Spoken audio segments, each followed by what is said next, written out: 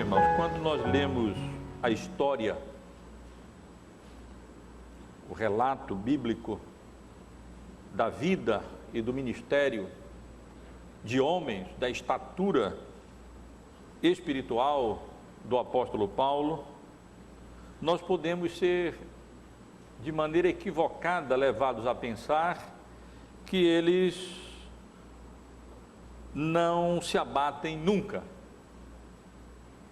Quando vemos o apóstolo Paulo de maneira tão ousada, de um lugar para o outro, indo de um lugar para o outro, pregando de maneira tão corajosa o evangelho da graça de Deus em Cristo, não obstante todas as oposições e todos os problemas que ele experimentava, nós podemos imaginar que nós estamos diante de um homem de aço, que não se abala nunca, não se abate nunca, mas entendo que a passagem que nós temos diante de nós nos ensina que não era assim. É verdade que nós estamos diante de um homem ousado, estamos diante de um homem corajoso, porque temia a Deus e sabia que a sua vida e o seu destino estavam depositados nas mãos do Senhor Deus, soberano sobre os céus, sobre a terra. Mas quando nós vemos o apóstolo Paulo escrevendo à mesma igreja de Corinto, anos depois, na sua segunda carta, dizendo: temos, porém, este tesouro em vasos de barro, para que a excelência do poder seja de Deus e não de nós, e confessando que em tudo somos atribulados, porém não angustiados, perplexos, porém não desanimados, perseguidos, porém não desamparados, e abatidos, porém não destruídos, nós temos um vislumbre do que se passava no coração do grande apóstolo Paulo durante as suas viagens missionárias, durante o seu ministério. É verdade que ele não desanimava, é verdade que ele não se angustiava de maneira final, não era desamparado nem destruído, mas é verdade também, como ele afirma aqui, que era atribulado, que às vezes ficava perplexo, frequentemente perseguido e ocasionalmente abatido.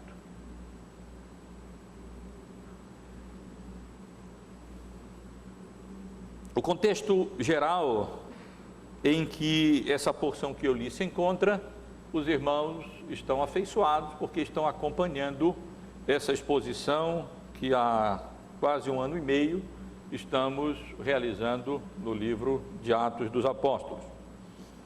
E os irmãos sabem que estamos acompanhando o apóstolo Paulo na sua segunda viagem missionária e que na realidade nós estamos aqui já no finalzinho dessa sua grande segunda viagem, importante segunda viagem missionária, quando ele, saindo de Antioquia da Síria, a igreja mãe ali, base das obras missionárias de Paulo, primeiro com Barnabé e depois com Silas, Timóteo e Lucas, temos acompanhado como o apóstolo Paulo passou pela Galácia, finalmente foi dirigido à Europa e, conduzido pelo Espírito Santo, de maneira graciosa, pregou o Evangelho na cidade de Filipos, na cidade de Tessalônica, na cidade de Bereia, na cidade de Atenas, e finalmente vemos aqui o apóstolo Paulo chegando na grande e importante cidade de Corinto. A cidade de Corinto era, nós podemos dizer, para a realidade da época, uma metrópole. Nesse momento, em torno desse momento, a cidade de Corinto, dizem os historiadores, tinha uma habitação de provavelmente mais de 200 mil habitantes. Ela estava localizada a cerca de 80 quilômetros a sudoeste da cidade de Atenas, de onde o apóstolo Paulo tinha vindo. e ficava localizada numa posição bastante estratégica, num pequeno istmo de cerca de 5 quilômetros apenas, que separava o continente ali, a Grécia, a Acaia lá em cima, da península, a Macedônia lá em cima, da península do Penepoleso, aonde ficava a província da Acaia.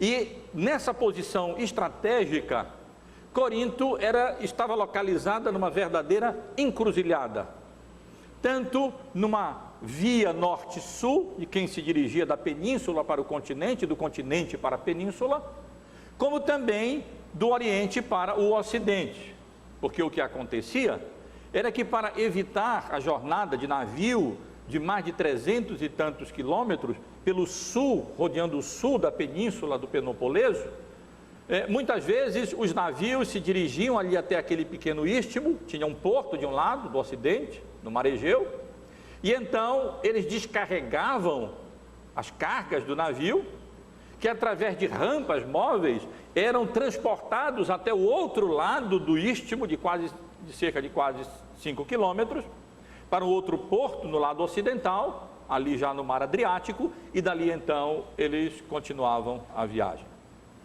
Talvez algum irmão possa pensar, era muito trabalho para evitar 320 quilômetros de viagem ali pelo sul do Peloponeso. Mas na verdade, na época, as viagens de navio eram muito mais perigosas, e naquela região toda era preferível eles fazerem isso. E dizem que na época de Nero até tentou-se construir um canal para facilitar a travessia, mas isso não aconteceu. Veio a acontecer apenas no século passado, no século XIX, quando na realidade se construiu esse canal, através do qual os navios passam cruzando do Mar Egeu para o Mar Adriático. Essa informação é relevante para nós percebermos que Corinto funcionava ali, vivia grande parte da vida da cidade de Corinto, era voltada para o mar, para o comércio, para aqueles portos localizados de um lado da cidade, do outro lado da cidade, ligando os dois mares, Egeu e Adriático.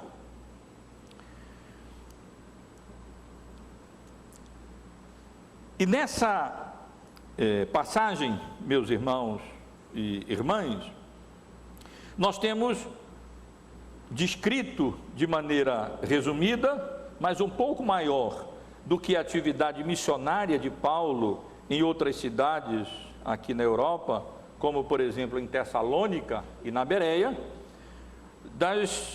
dos eventos principais, um resumo mesmo, desse período que o apóstolo Paulo passou pregando o Evangelho, estabelecendo a igreja nessa cidade comercial, portuária, ali em Corinto, naquela posição estratégica. E eu quero chamar a atenção dos irmãos, em primeiro lugar, nos 3 primeiros versículos, os irmãos podem acompanhar, para, como eu regularmente tenho feito, as circunstâncias que determinaram e nas quais o apóstolo Paulo realizou o seu ministério, as suas atividades missionárias ali na cidade de Corinto. E a primeira informação que nós temos aqui é que Paulo realizou essa sua atividade missionária em Corinto, vindo da cidade de Atenas. Não preciso dizer muita coisa sobre isso, porque essa é uma das grandes vantagens de expormos a palavra de Deus de maneira sequencial. Domingo passado nós estivemos estudando exatamente a atividade missionária do apóstolo Paulo na cidade de Atenas. E os irmãos têm bem esse contexto na mente e sabem que o apóstolo Paulo, diferentemente do que ocorria em muitas outras cidades onde ele esteve, ele não saiu de Atenas fugido.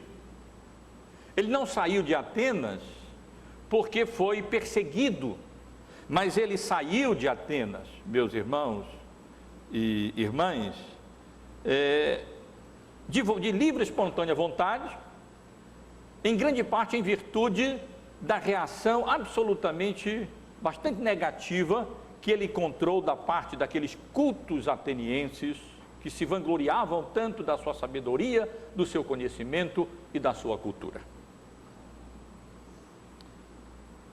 Certamente, a ideia que o resultado da atividade missionária de Paulo em Atenas nos transmite é que ele saiu desapontado do resultado ou da resposta daqueles cultos atenienses à pregação do Evangelho, a bonita pregação do Evangelho, diga-se de passagem, ali na cidade de Atenas.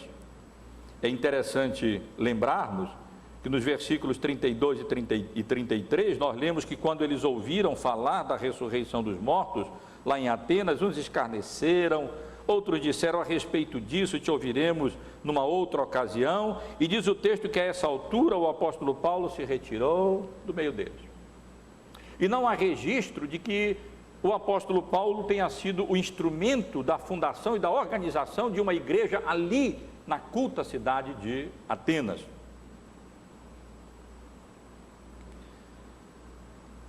A outra informação que temos para entendermos melhor as circunstâncias da obra missionária do apóstolo Paulo em Corinto e vale a pena nós ressaltarmos aqui, alguma coisa mais acerca daquela cidade aonde o apóstolo Paulo estava chegando. Era a grande cidade de Corinto. Se Atenas era uma cidade culta, conhecida e famosa pela sua cultura grega, pelas suas artes,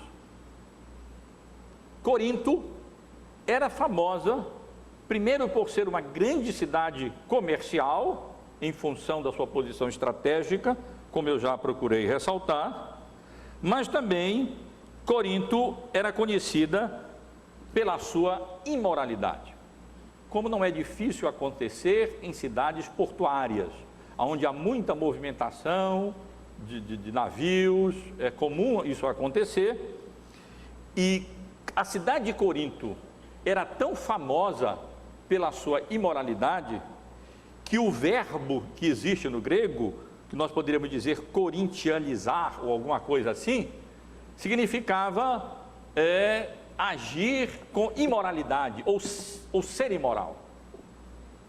E o outro substantivo derivado da mesma palavra grega para Corinto, corintiastes no grego, era utilizado para designar uma prostituta. Os irmãos têm uma ideia da terrível fama no que diz respeito à ética, má conduta, a imoralidade e a lascívia mesmo que imperavam ali na cidade de Corinto. E a razão não era apenas porque Corinto era uma cidade portuária, mas também porque ali na cidade de Corinto ficava o templo da grande deusa do amor, Vênus, também conhecida como Afrodite. E diz o texto que em determinadas épocas da história de Corinto, não exatamente nessa época em que Paulo estava ali realizando o seu ministério, chegou a habitar a cidade de Corinto cerca de 10.000 prostitutas cultuais. Nessa época, dizem os historiadores, habitava Corinto cerca de 1.000 prostitutas cultuais. Esses dados não são seguros de maneira nenhuma, mas de um modo geral, eles apontam para uma peculiaridade, para uma marca daquela cidade aonde o apóstolo Paulo estava chegando para realizar as suas atividades missionárias. Era uma grande metrópole cosmopolita, habitada por pessoas de vários lugares, pela sua localização, e ao mesmo tempo uma cidade bastante imoral. E outra informação importante para entendermos melhor a mensagem dessa passagem, meus irmãos, ainda relacionada às circunstâncias, e é exatamente onde Lucas se concentra nesses três primeiros versículos 2 e versículo 3, é a associação do apóstolo Paulo com Áquila e Priscila. Áquila e Priscila eram dois judeus, natural da cidade de Ponto, que ficava lá próxima do Mar Negro, na Ásia Menor, e era um casal que viajava, que não era brincadeira. Eles eram natural do Ponto, já estavam vindo expulsos da cidade de Roma, porque o imperador na época expulsou os judeus que ali moravam. Diz um autor do século II, Suetônio, em uma das suas obras, que o imperador Cláudio decretou a saída dos judeus por causa de problemas e confusões que estavam surgindo por causa de um tal de Cresto, ou Crestus em latim, o que os estudiosos identificam com Cristo. O que provavelmente aconteceu é que naquele momento houve problemas como esses que nós temos podido perceber aonde o apóstolo Paulo chegava, anunciava o evangelho, pregava o evangelho, e os judeus então, de maneira geral, perseguiam os cristãos e perseguiam aqueles que confessavam ser Jesus o Messias, ser Jesus o Salvador. E provavelmente por isso, Áquila e Priscila tiveram que se ausentar da cidade de Roma, vieram aqui na providência de Deus para a cidade de Corinto. Depois nós vamos vê-los em Éfeso, depois em Corinto de novo, depois eles vão voltar para Roma. Várias vezes no Novo Testamento nós vamos encontrar com este casal judeu, ou prosélito do judaísmo, penso que judeu, mas convertido ao cristianismo. Não é seguro se nesse momento eles já eram crentes. Provavelmente sim. E o apóstolo Paulo então se associa a eles, porque além de judeus, provavelmente crentes já também a essa altura, nada indica que o apóstolo Paulo tenha sido um instrumento para a conversão desse casal. Eles também compartilhavam com Paulo a sua profissão. Eles eram fazedores de tenda. E diz o texto então que Paulo, chegando em Corinto, Deus na sua providência colocou Áquila e Priscila no seu caminho, e ele então passou a morar com eles e a trabalhar com eles, para assim garantir o seu sustento e ali poder pregar o evangelho, assim poder anunciar o evangelho. Meus irmãos, isso apenas sobre as circunstâncias da obra missionária ali na cidade de Corinto. Paulo vindo de Atenas, chegando desapontado, com a reação dos atenienses, não com a sua pregação, e chegando numa grande metrópole, bem maior do que as cidades pelas quais ele vinha passando. Era possível que Atenas naquele momento tivesse apenas cerca de 10 mil habitantes, bem menor do que Corinto, e ao mesmo tempo vemos o apóstolo Paulo, pela graça de Deus, encontrando-se ali com esse casal, e ali convivendo com eles, morando com eles, trabalhando com eles, e eles acompanhariam Paulo, Paulo os chamaria depois de grandes colaboradores, cooperadores na obra do evangelho. E então ali encontramos Paulo na cidade de Corinto. Os versos 4, os irmãos podem acompanhar, até o verso 8 e também o versículo 11, nós encontramos um pequeno resumo da atividade missionária em si ali na cidade de Corinto. E nós observamos, pelas informações que Lucas nos fornece, que a atividade missionária de Paulo na cidade de Corinto foi tanto longa, como é possível identificar 3 etapas. Os irmãos podem acompanhar no texto. A primeira etapa da atividade missionária evangelística do apóstolo Paulo em Corinto ocorre desde o momento que ele chegou ali até o momento em que seus colegas Silas e Timóteo vieram e se encontraram com ele ali na cidade de Corinto. No versículo 4 nós temos exatamente um breve resumo da atividade missionária do apóstolo Paulo nesse momento inicial, enquanto ele aguardava a chegada de Silas e Timóteo, vindos da Macedônia. E nós lemos que todos os sábados ele discorria nas sinagogas, persuadindo tanto judeus como gregos. A realidade é que chegando ali, tendo que trabalhar para se sustentar, para se manter, aparentemente foi o primeiro momento na segunda viagem missionária em que isso foi necessário.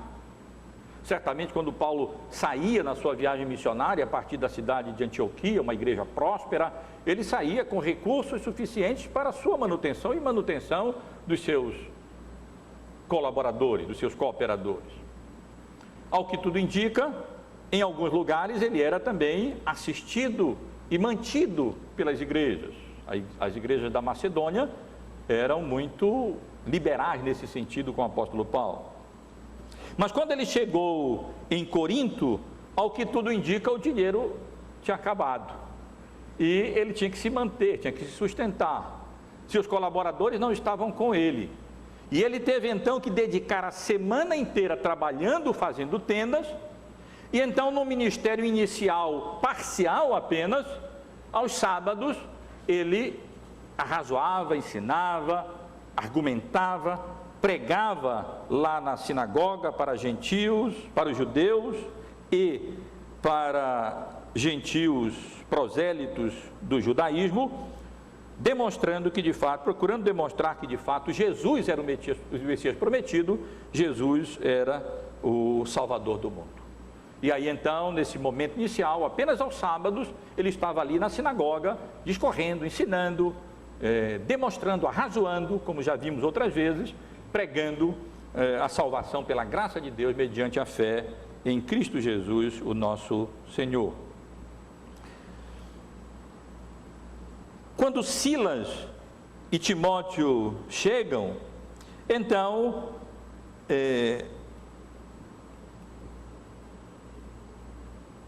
nós vemos que o apóstolo Paulo agora passa a se entregar totalmente à palavra. Os irmãos podem ler isso no versículo 5, onde está escrito que quando Silas e Timóteo desceram da Macedônia, Paulo se entregou totalmente à palavra, testemunhando aos judeus que Cristo é Jesus. O que provavelmente aconteceu é que Silas e Timóteo vieram da Macedônia com ofertas para o apóstolo Paulo. Se os irmãos forem ler a carta aos Filipenses, vão ver o apóstolo Paulo fazendo referências às ofertas que ele recebeu da igreja da Macedônia, da igreja de Filipos, da igreja de Bereia, provavelmente, e ali os irmãos encontram referências muito interessantes do apóstolo Paulo acerca da atitude dele quanto a isso. Lá no último capítulo da carta aos Filipenses, o apóstolo Paulo diz assim: alegrei-me sobremaneira no Senhor, porque agora uma vez mais renovastes a meu favor o vosso cuidado, o qual também já tinhais antes, mas vos faltava oportunidade. Digo isto não por causa da pobreza, porque aprendi a viver contente em toda e qualquer situação, tanto sei ser humilhado, como também ser honrado, de tudo e em todas as circunstâncias já tenho experiência, tanto de fartura como de fome, assim de abundância como de escassez. Tudo posso naquele que me fortalece. E no verso 14 ele diz: todavia fizestes bem associando-vos na minha tribulação. Se os irmãos continuarem lendo, verão que o apóstolo Paulo vai falando exatamente de uma oferta que ele havia recebido da igreja da Macedônia. E o que aconteceu, portanto, irmãos, é que nessa segunda etapa do ministério do apóstolo Paulo, tendo recebido provavelmente essa oferta e ali já acompanhado e ajudado e assistido pelos seus colaboradores, Silas e Timóteo, ele pode se dedicar não apenas aos sábados a anunciar o Evangelho, mas ele pode se dedicar ali, como lemos, diariamente, se entregando mesmo à palavra, totalmente à palavra, se dedicando plenamente ao estudo da palavra, à oração, à leitura da palavra de Deus, à pregação da palavra de Deus, sempre que tivesse ali oportunidade, enquanto ele estava na igreja de Corinto. A terceira etapa do ministério de Paulo na cidade de Corinto ocorreu como consequência da reação negativa dos judeus ali na sinagoga onde Paulo vinha ensinando e onde Paulo vinha pregando. Nós lemos no versículo 6 que, opondo-se eles, ou seja, os judeus ali na sinagoga, e blasfemando, sacudiu Paulo as vestes e disse-lhes: sobre a vossa cabeça o vosso sangue, eu dele estou limpo, e desde agora vou para os gentios. E então, meus irmãos, em virtude dessa reação negativa dos judeus, o apóstolo Paulo deixa de ir para a sinagoga, não sem antes demonstrar a seriedade da atitude negativa e mesmo blasfema dos judeus. Provavelmente estavam dizendo o que não deveriam dizer acerca de Cristo, o Salvador, a segunda pessoa da Trindade. E então o apóstolo Paulo, num gesto simbólico, ele sacode as suas vestes, como que para sacudir o pó da sinagoga e deixar aquelas pessoas ali com o peso da responsabilidade de terem rejeitado o anúncio gracioso da salvação do Evangelho que Paulo havia feito ali durante dias seguidos, semanas provavelmente seguidas, na sinagoga lá na cidade de Corinto. E então diz o texto que o apóstolo Paulo se mudou para uma casa ao lado da cidade de da sinagoga, para a casa de Tício Justo, quase certamente um gentil convertido ao Evangelho, um homem temente a Deus e convertido ao Evangelho. Lemos isso no versículo 7, saindo dali entrou na casa de um homem chamado Tício Justo, que era temente a Deus, a qual era contígua à sinagoga. E então, por aproximadamente 18 meses, o apóstolo Paulo esteve nessa sua terceira etapa, anunciando o Evangelho a gentios, a judeus, a gregos, e muitas pessoas se converteram pelo anúncio do Evangelho ali, naquela terceira etapa da obra missionária do apóstolo Paulo, na cidade de Corinto. E, ironicamente, inclusive o chefe da sinagoga, o principal da sinagoga, Crispo, também creu no Senhor com toda a sua casa, se converteu, juntamente com ele várias outras pessoas que foram batizadas e ingressaram no corpo de Cristo, fazendo parte da igreja do Senhor Jesus. Nessa etapa, nessa terceira etapa, meus irmãos, o resumo da obra missionária do apóstolo Paulo pode ser encontrado numa palavra no versículo 11: e ali permaneceu 1 ano e 6 meses, ensinando entre eles a palavra de Deus. Ali Paulo permaneceu, pregando, arrazoando, ensinando a palavra de Deus àqueles que iam se convertendo e ingressando na igreja do Senhor Jesus. E através desse anúncio, dessa pregação, muitas pessoas, como vimos, iam pela misericórdia e pela graça de Deus, sendo alcançados pelo Evangelho, crendo e fazendo parte do corpo do Senhor Jesus. Nos versos 9 e 10, nós temos o registro de uma visão que o apóstolo Paulo teve nessas circunstâncias, quando ele estava ali pregando o Evangelho na cidade de Corinto. É um tanto incerta a ocasião da visão. É possível que, quando eu digo em certa ocasião, eu quero dizer em certa ocasião em relação a esse fruto do ministério missionário registrado aqui no versículo 8. Se nós formos simplesmente seguindo a leitura, nós lemos aqui no versículo 8: mas Crispo, o principal da sinagoga, creu no Senhor com toda a sua casa. Também muitos dos coríntios, ouvindo, criam e eram batizados. Aí depois, teve Paulo durante a noite uma visão, em que o Senhor lhe disse: não temas, pelo contrário, fala e não te cales, porquanto eu estou contigo, e ninguém ousará fazer-te mal, pois tenho muito povo nesta cidade.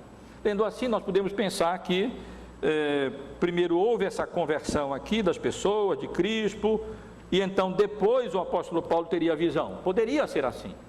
Mas pode ser que aqui no versículo 9, nós tenhamos apenas, versículo 9, essa visão no versículo 9 e 10, ela seja anterior a esse registro no versículo 8 dos frutos do trabalho missionário do apóstolo Paulo na igreja de Corinto.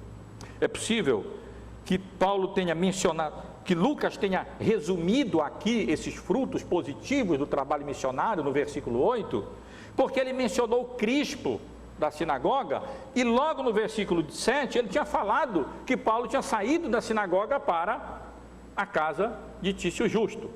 E aí, como ele mencionou que Paulo tinha saído da sinagoga, rejeitado ali mesmo, entregue, e se dedicado agora aos gentios, saído da sinagoga e passando a se reunir na casa de Tício, pode ser que ali, então ele fez essa menção de que Crispo, o principal da sinagoga, veio a se converter, e então ele acrescentou logo, mencionando de maneira adiantada os frutos do apóstolo, da obra missionária do apóstolo Paulo ali na cidade de Corinto.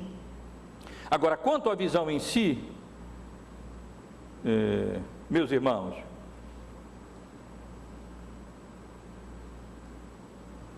uma observação que eu gostaria de fazer, que nós temos estudado pela manhã, é que até então as visões eram meios regulares e até certo ponto normais de Deus revelar a sua vontade ao seu povo, à igreja. Lembremos-nos que o Novo Testamento ainda estava sendo revelado, ainda estava sendo escrito, e dessa maneira extraordinária, como sendo uma forma de revelação divina, é que nós devemos entender que o próprio Senhor Jesus Cristo, geralmente quando Lucas usa a palavra Senhor, ele não se refere à primeira pessoa da Trindade, mas ele se refere ao Senhor Jesus, se manifesta ao apóstolo Paulo,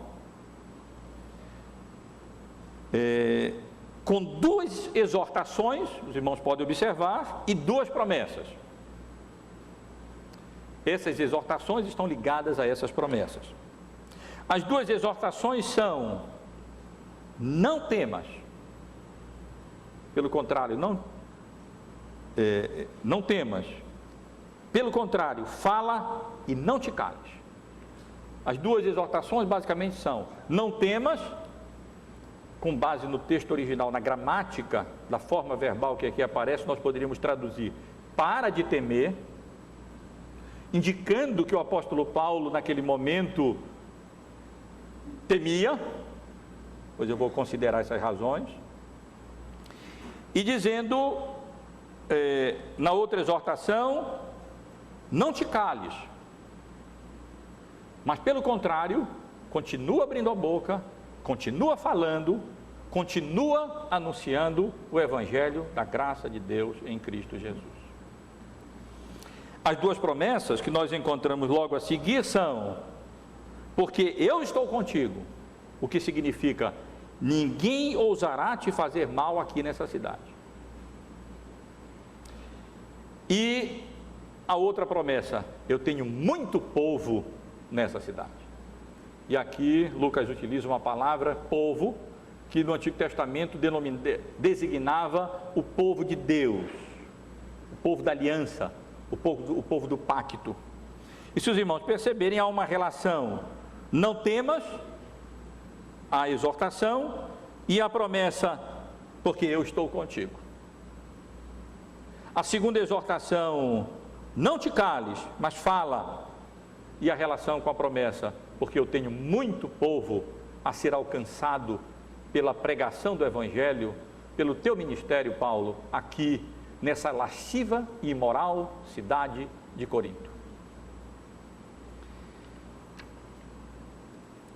A partir do verso 12, meus irmãos, até o verso 17, mas nós podemos dizer que também o verso 8, que eu já li, nós temos o cumprimento das promessas que o Senhor Jesus, glorificado, Senhor da igreja, Senhor da história, aquele que havia comissionado Paulo para o ministério, fez a ele, ao seu ministro, ao seu servo.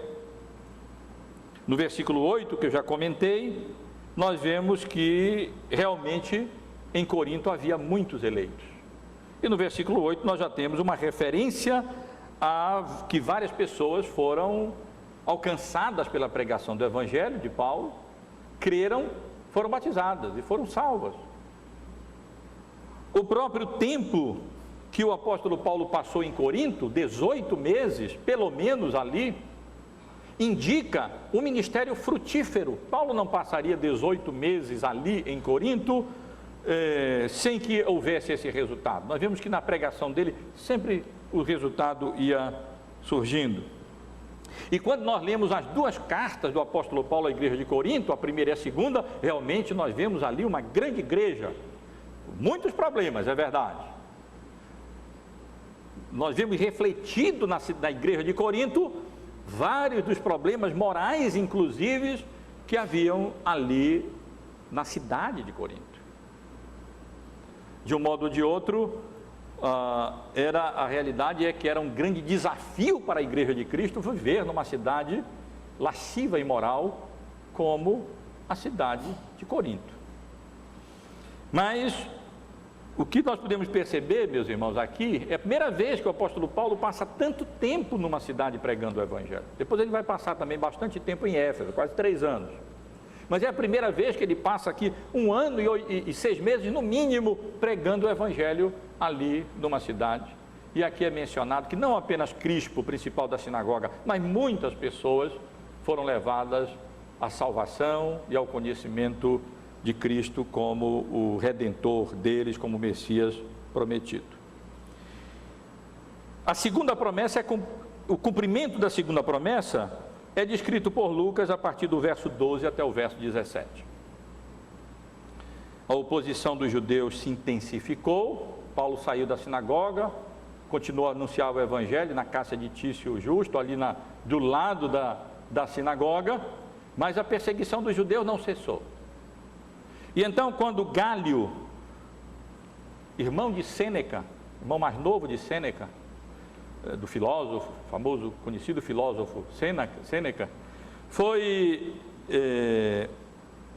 estabelecido como procônsul ali da cidade da Acaia, ali da província romana da Acaia, os judeus então se reuniram e foram até o tribunal, até a presença de Gálio, no intuito de acusar Paulo e impedir o avanço do reino de Deus, o avanço da proclamação do evangelho ali na cidade de Corinto. E meus irmãos, eles então acusaram Paulo de estar ensinando e pregando e praticando aquilo que os judeus chamariam de uma religião ilícita. Para que as religiões fossem praticadas no Império Romano, era preciso que elas fossem consideradas como religião lícita. O judaísmo era uma religião lícita. Segundo os romanos, ela não representava uma ameaça para a política romana. E aqui eles estão, na verdade, acusando Paulo de estar pregando uma outra religião, quando na verdade Paulo estava pregando uma continuação verdadeira do judaísmo, cujas promessas da vinda do Messias alcançavam cumprimento na pessoa de Jesus, a quem Paulo pregava. Ou Gálio não entendeu que a acusação era de que eles estavam violando a lei romana, ou Gálio, que era um homem de boa reputação na época, Sêneca costumava dizer que esse irmão dele era muito gentil, muito dócil, um homem muito bom, de índole muito boa, ou ele entendeu sim, mas deu a entender que ele estava compreendendo que as acusações que os judeus estavam trazendo diziam a respeito apenas a um problema intracorpus, um problema apenas dentro ali do judaísmo. E quando Paulo já estava de boca aberta, pronto para apresentar a sua defesa no tribunal, Gálio diz: não, eu não precisa nem falar, eu não quero ouvir. Dispersou o tribunal, não aceitou essa acusação e pela misericórdia e pela graça de Deus foi usado ali como instrumento para o cumprimento dessa promessa de Jesus ressuscitado a Paulo: ninguém vai te fazer mal aqui na cidade de Corinto. Isso foi surpresa para Paulo, porque a experiência dele os irmãos conhecem muito bem, por essa sequência de exposições no livro de Atos que estamos fazendo já há 1 ano e tanto.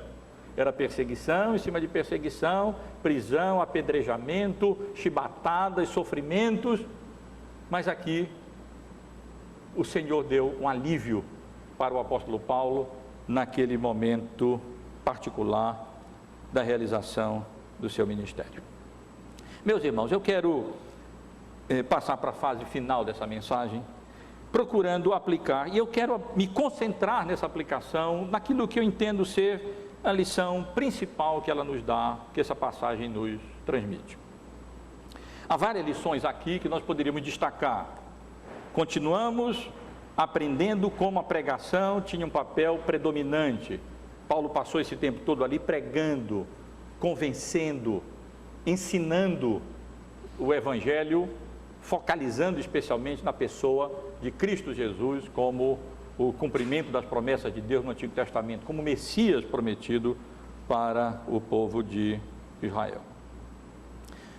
Poderia também extrair lições aqui acerca da própria diligência do apóstolo Paulo em trabalhar com as suas próprias mãos, fazendo tenda quando necessário, demonstrando que todo o trabalho é legítimo, e isso é positivo, e quando necessário ele estava pronto para construir as suas tendas, para assim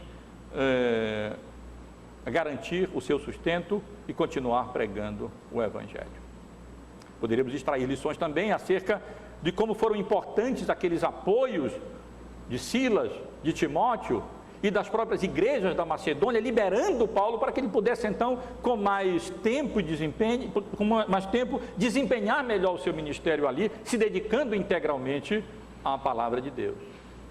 Mas, meus irmãos, eu quero chamar a atenção especialmente, vejam que Lucas, como um bom escritor, historiador, inspirado pelo Espírito Santo, a cada etapa do relato da obra missionária do apóstolo Paulo, ele vai chamando atenção e enfatizando aspectos especiais desse avanço do Evangelho pela pregação da palavra em direção aos confins da terra. E dessa maneira, focalizando um aspecto numa viagem, na obra missionária em uma cidade, outro aspecto em outra cidade, outro aspecto em outra cidade, Lucas, o historiador inspirado, ele vai nos dando uma visão geral desse avanço do reino de Deus através da pregação em direção aos confins da terra. Apenas aqui, durante essa segunda viagem missionária, nós já vemos como Lucas se concentrou, por exemplo, em Filipos, na graça soberana de Deus, na soberania de Deus, tanto na obra da providência, os irmãos devem lembrar, como na obra da redenção. Os irmãos devem lembrar como Deus dirigiu todos os acontecimentos para que Lídia estivesse ali na beira daquele rio, Paulo estivesse ali na beira daquele rio. Ressaltei isso quando expus essa passagem, para que então, dentro dessa obra da providência soberana de Deus, naquele momento o Evangelho pudesse ser anunciado. E os irmãos lembram também como a conversão de Lídia é explicada por Lucas em termos de o Senhor lhe abriu o coração. E aqui, em Filipos, também na conversão do carcereiro, Lucas ressalta especialmente a soberania de Deus na obra da providência e na obra da conversão. Quando Paulo chega em Tessalônica e o Evangelho é anunciado ali, os irmãos veem que Lucas, de maneira seletiva, ele se concentra na estratégia missionária de Paulo e na mensagem que o apóstolo Paulo pregou, fundamentada na Bíblia, expondo, arrazoando, e cujo conteúdo era especialmente Cristo, a sua humilhação e a sua exaltação e a sua ressurreição. Ele focaliza então a mensagem.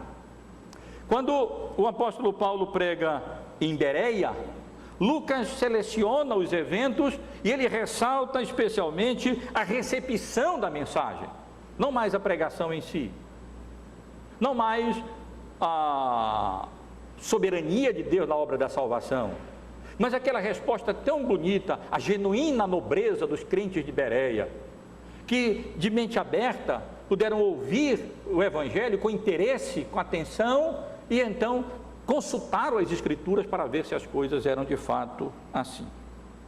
Em Atenas, como nós vimos no domingo passado, nós vemos Lucas ressaltando não apenas aquela primeira mensagem transmitida, registrada no Novo Testamento, a única, a pagãos cultos, mas nós vemos a ênfase sendo dada especialmente na dificuldade dos sábios, segundo esse mundo, em se submeterem à pregação do Evangelho. Eram tão cultos, quanto a cultura, quanto a arte, quanto o conhecimento a cidade de Atenas exibia, mas tiveram uma resposta tão pobre ao anúncio do Evangelho da graça salvadora em Cristo Jesus, o nosso Senhor.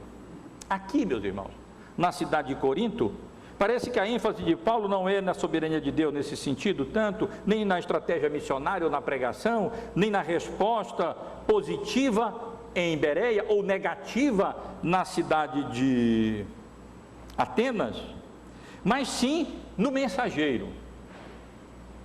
Parece que Lucas chama atenção aqui para o mensageiro.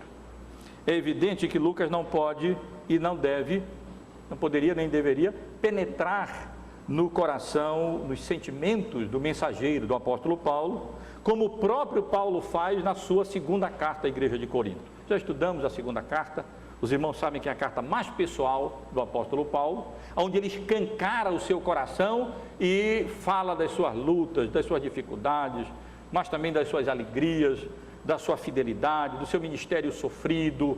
É ali que nós lemos que ele dizendo que temos esse tesouro em vaso de barro, para que a excelência do poder seja de Deus e não de nós.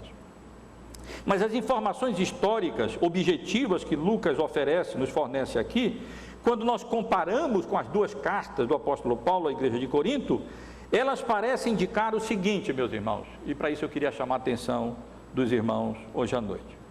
Elas parecem indicar que o apóstolo Paulo chegou em Corinto abatido. Ele mesmo diz na sua primeira carta à igreja de Corinto, no capítulo 2, dizendo: eu, irmãos, quando fui ter convosco, anunciando-vos o testemunho de Deus, não o fiz com ostentação de linguagem ou de sabedoria, porque decidi nada saber entre vós, senão a Jesus Cristo e este crucificado. E no versículo 3 ele diz: e foi em fraqueza, e temor, e grande tremor, que eu estive entre vós. Ele está se referindo a essa chegada dele de Atenas para pregar o Evangelho ali na cidade de Corinto. E meus irmãos, Paulo tinha carradas de razões para chegar em Corinto abatido. Porque vejam só, primeiro, o histórico das perseguições dele. Os irmãos têm acompanhado. É um histórico, tanto na primeira viagem como na segunda, de perseguição, de oposição, de sofrimento. Aqui nós já encontramos um apóstolo Paulo que já tinha passado por prisão, já tinha levado chibatadas dos romanos, já tinha sido apedrejado, quase tido como morto, talvez apenas sobrenaturalmente Deus o tenha levantado daquele apedrejamento em Listra ou Icônio, não lembro bem. E o fato é que o histórico todo do apóstolo Paulo era um histórico difícil. Uma coisa é nós anunciarmos o Evangelho, pregarmos o Evangelho de uma maneira razoavelmente confortável, e então as pessoas responderem positivamente, sem nenhum perigo para a nossa própria vida, ou sem nenhum sofrimento desse tipo que o apóstolo Paulo sofreu tanto. Esse era o histórico. Além disso, lembrem, ele vem daquele desapontamento da cidade de Atenas. Pegou um sermão impressionante ali, impressionante. Na culta cidade de Atenas, onde ele constatou aquela idolatria tremenda. E a maior das idolatrias, ele pôde conferir depois, era a cultura, a soberba, a vaidade daquele povo culto, que fez pouco caso da salvação oferecida por um Cristo que veio a esse mundo, morreu na cruz do Calvário e ressuscitou, e teria sido assunto aos céus. O pior de Atenas era a culturolatria, se nós pudermos chamar assim.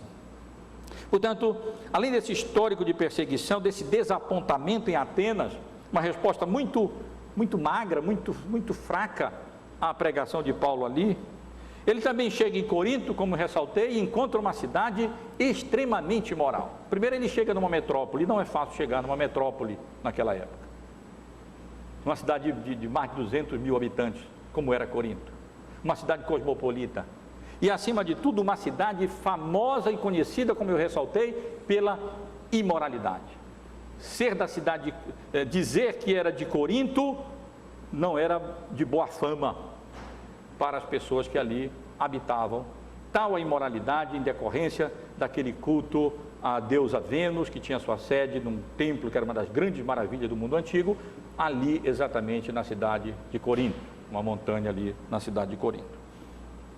Então ele encontrou uma cidade lasciva, uma cidade certamente em que as pessoas estavam preocupadas em ganhar dinheiro, em comercializar, uma São Paulo na vida nesse aspecto, em que tudo corre ali em torno do dinheiro, do comércio, do negócio, e ao mesmo tempo uma cidade extremamente imoral, famosa mesmo pela sua imoralidade. Como se não bastasse, ele chega sozinho, sem seus companheiros. Silas não estava com ele, Timóteo não estava com ele, e não era fácil chegar naquelas circunstâncias e ainda não ter um ombro amigo ali, de Silas e de Timóteo, para um apoiar o outro e assim anunciarem o Evangelho. Mas além disso, irmãos, nós encontramos Paulo aqui de bolso vazio, sem dinheiro, e ainda tinha que sustentar, ainda tinha que se manter. Em consequência disso, tinha que ir trabalhar, e por isso ele não podia se consagrar integralmente ao ministério, como certamente era o desejo dele e como ele vinha fazendo até então. Na primeira fase, como nós vimos, ele só podia pregar mesmo ali aos sábados na sinagoga. E para finalizar, meus irmãos, essas dificuldades, essa relação de dificuldades que justificam Paulo ter chegado, a ideia de Paulo ter chegado abatido para pregar ali em Corinto, é a própria resposta inicial que ele encontrou ali. Pregava no sábado, trabalhando com as mãos, fazendo tenda para ali apresentar a Cristo nas sinagogas. Quando chega Silas e Timóteo, já com algum recurso, ele pode se entregar inteiramente à palavra e ali ensinar e pregar a palavra na sinagoga.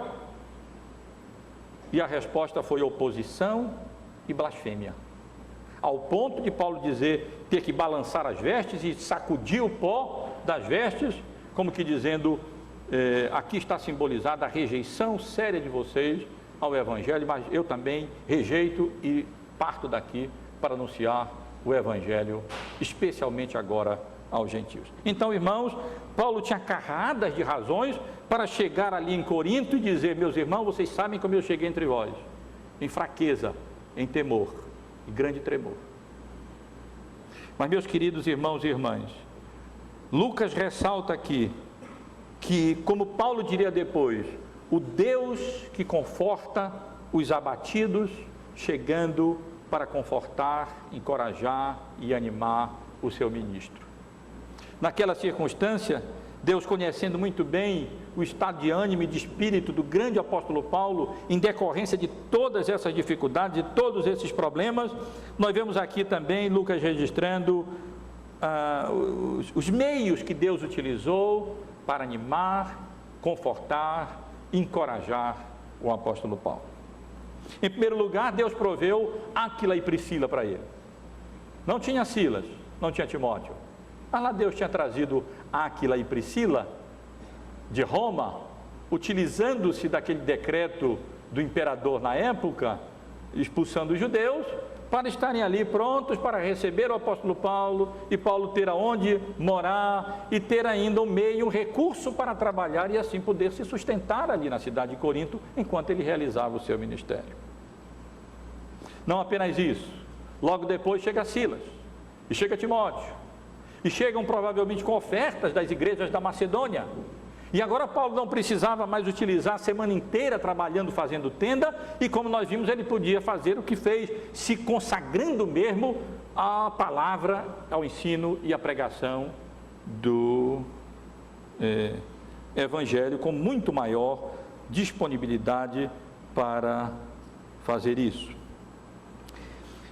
Sem mais a menor condição ou ambiente de continuar realizando o seu ministério na sinagoga, Deus proveu também um outro lugar, vizinha à sinagoga, a casa de Tício Justo, onde as portas foram abertas e onde ali o apóstolo Paulo pôde anunciar também o evangelho, pregar o evangelho, e o judeu que ia para a sinagoga passava na porta da casa de Tício Justo e ali dava uma paradinha, e foi assim provavelmente, talvez, que Crispo, até o chefe da sinagoga, se converteu e aceitou a Cristo como Salvador da sua vida. Depois, meus irmãos, vem essa visão altamente encorajadora, aonde de maneira extraordinária, por isso eu chamo a atenção para esse fato, porque Lucas registra isso aqui. O Senhor Jesus aparece numa visão a Paulo, como que dizendo: meu servo Paulo, meu apóstolo Paulo, não temas, pare de temer, não fique receoso, pelo contrário, fala, continue falando, continue abrindo a sua boca, não se cale de maneira nenhuma, porque eu vou lhe encorajar com duas promessas. Primeiro, eu estou contigo, Paulo. Paulo sabia que o Senhor Jesus era com ele. Ele sabia que as obras que vinham sendo realizadas, como Lucas mesmo indica, logo lá nos primeiros versículos desse segundo volume da sua obra, o livro de Atos, o livro de Atos conta aquilo que Jesus continuava a fazer através dos seus apóstolos. Era Jesus que estava fazendo todas essas obras através do apóstolo Paulo e dos outros apóstolos também. Mas não custa nada, é sempre bom Paulo poder ouvir dali do Senhor Jesus dizer: Paulo, eu estou contigo. E dizer eu estou contigo naquela circunstância para alívio dos sofrimentos do apóstolo Paulo, significava dizer: aqui nessa cidade ninguém vai te fazer mal. E meus irmãos, isso era um grande alívio para quem vinha de perseguição em perseguição, de fuga em fuga, de prisão em prisão, de chibatadas em chibatadas e de apedrejamento em apedrejamento. Que bom saber que eu vou poder passar um descanso aqui em Corinto e que aqui pelo menos ninguém vai me fazer mal. E Deus ainda confortou Paulo com a conversão, como nós vimos no verso 8, não apenas de Crispo, principal da sinagoga, como muitos dos habitantes da cidade de Corinto, pela misericórdia e pela graça de Deus, chegaram ao conhecimento do Evangelho. E isso se cumpria a promessa que Paulo teve também, que Cristo tinha muito povo naquela cidade, que ele não devia calar, porque havia muitos eleitos da parte de Deus, havia muitos que provavelmente nem sequer tinham conhecimento nenhum do Evangelho ainda estavam contados entre aqueles imorais habitantes da cidade de Corinto, mas Deus tinha muito mais povo na imoral Corinto do que na culta Atenas. E assim foi, e muitas pessoas ali, pela misericórdia e graça de Deus, chegaram ao conhecimento do Evangelho. E assim, meus irmãos, nós vemos como Deus graciosamente encoraja, fortalece, anima o apóstolo Paulo, e aqui nós temos o resumo desse registro, que o apóstolo Paulo passou ali 1 ano e meio, pregando o Evangelho, ensinando o Evangelho, lançando as raízes ali da igreja, na cidade, naquela importante e comercial, e ao mesmo tempo lasciva e moral cidade de Corinto. Que Deus seja gracioso conosco, meus irmãos. Eu não posso garantir, com base nesse texto, e ninguém pode, que nós, aplicando isso a nós, que nós não vamos sofrer de maneira alguma na vida. O que nós podemos garantir é que aonde Deus nos coloca para a realização do nosso ministério, das nossas vocações, quais forem elas, ainda que possamos passar por provações e privações e sofrimentos, e às vezes nos abatermos mesmo, é bom saber que o nosso Senhor vive, que Ele está nos céus e na terra, nos céus dirigindo a terra e governando os céus e terra, que toda autoridade foi dada a Ele nos céus e na terra, e que Ele é Senhor absoluto da história, do universo e da nossa vida, e que certamente nada nos acontece a não ser aquilo que esteja de acordo com a vontade de Deus, para o bem daqueles que lhe amam e que foram chamados segundo o seu propósito.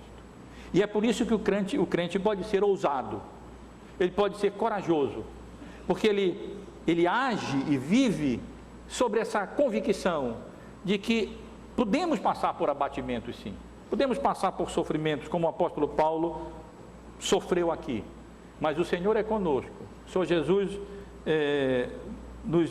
nos dirige, e os irmãos sabem como naqueles momentos de abatimento na nossa vida, e nós passamos por abatimentos, sim. Paulo passou, que dirá nós? Quantas vezes o Senhor vem em nosso socorro, mudando as circunstâncias, nos dando encorajamento, meios, recursos, não através de uma visão, mas para nos garantir que Ele está conosco. Mas nós não precisamos disso, mas nós sabemos, Cristo está conosco. E nós sabemos que Ele sempre tem muito povo em vários lugares que precisam ser alcançados também pela pregação do Evangelho e através do nosso testemunho. E por isso, certamente podemos aplicar a nós as palavras do Senhor Jesus ao apóstolo Paulo: não te cales, porque sempre há muito povo para ser alcançado através do anúncio, do testemunho e da pregação do Evangelho. Que Deus nos abençoe, meus irmãos. Vamos ficar em pé, eu peço.